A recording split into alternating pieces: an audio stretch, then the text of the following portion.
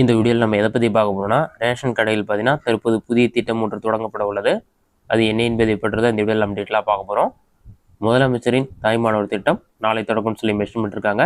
தமிழ்நாட்டில் உள்ள மூத்த குடிகள் மற்றும் மாற்றுத்திறனாளி குடும்ப அட்டைதாரர்கள் பயன்பெறும் வகையில் அவர்கள் இல்லத்திற்கே சென்று ரேஷன் பொருட்கள் விநியோகம் செய்யும் திட்டம் தொடங்கப்பட உள்ளது. முதலமைச்சரின் தாய்மானவர் திட்டத்தை நாளை தண்டையார்பேட்டையில் முதலமைச்சர் மு.க.ஸ்டாலின் தொடங்கி வைக்கிறான்னு சொல்லி மென்ஷன் பண்ணியிருக்காங்க. இந்த திட்டம் பார்த்தீங்கன்னா ஆகஸ்ட் 12ஆம் தேதி முதல் நடைமுறைக்கு வர உள்ளது. வயது முதிர்ந்தோர் மற்றும் மாற்றுத்திறனாளிகளின் இல்லத்திற்கே சென்று ரேஷன் பொருட்களை விநியோகம் செய்யும் முதலமைச்சரின் தாய்மானவர் திட்டம்.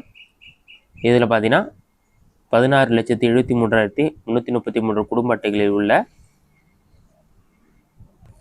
21,70,454 பேர் பயன்பெறுவர். இனி ஒவ்வொரு மாதமும் 2வது சனி மற்றும் ஞாயிற்றுக்கிழமைகளில் மின்னணு இடைத்தரசு இபிஎஸ் எந்திரத்துடன் மூடிய வாகனங்களில் சென்று டோர் டெலிவரி செய்யப்படும் என்றும் கூறப்பட்டுள்ளது.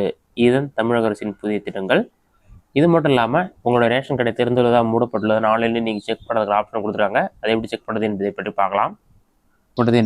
பார்க்கலாம். கூகுள் சர்ச்சில் போயிட்டு டிஎன்பிடிஎஸ்ன்னு சொல்லி டைப் பண்ணுங்கள்.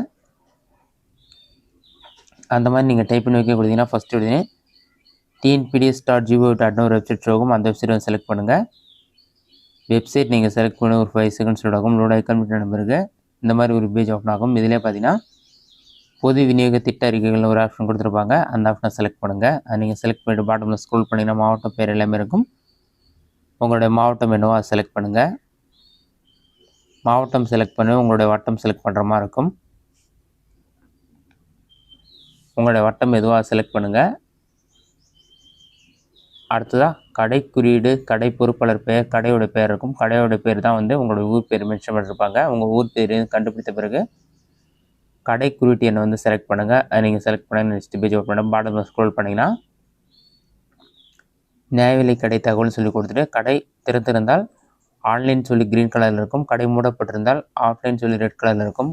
ஆஃப்லைன் சொல்லியிருந்தால் ரேஷன் கடை மூடி இருக்குன்னு அர்த்தம். ஆன்லைன் இருந்தால் ரேஷன் கடை திறந்திருக்குன்னு அர்த்தம். திறந்திருந்தால் ரேஷன் கடையில் போய் நீங்கள் பொருட்களை வாங்கிக்கொள்ள முடியும். அதேமாதிரியே கைரேகை பதிவு செய்யாமல் இருந்தால் பதிவு செய்து கொள்ள முடியும். இதுதான் ரேஷன் அட்டைக்கு வெளியான முக்கிய அறிவிப்பு.